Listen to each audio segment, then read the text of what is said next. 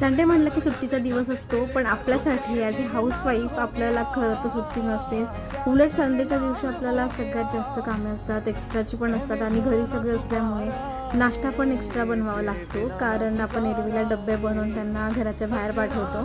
त्यामुळे इथे माझी संडेचीच तयारी चालू आहे. सगळे उठण्याच्या अगोदरच मी नाश्त्याला जे काही बनवायचं आहे त्याची अर्धी तयारी करून घेतली. निवांत चहा घेतला.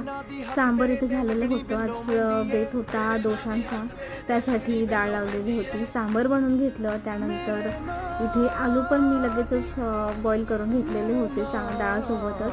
त्यानंतर आलूची भाजी बनवली. नाश्त्यासाठी प्लेट वाढून घेतली आणि व्हिडिओ करण्याच्या नादामध्ये डोसा आणि सांबार एकत्र आलं आहे. वेळ मस्तपैकी आम्ही सगळ्यांनी नाश्ता केला. त्यानंतर खंडोबाच्या मंदिरात जायचं होतं. त्या अगोदर आम्ही इथे रस घेतला. दुपारचं जे ऊन होतं ते खूप चटकत होतं आणि इथे आम्ही दर्शन घेतलं आणि निवांत बसलो. आय होप तुम्हाला हा व्हिडिओ आवडला असेल.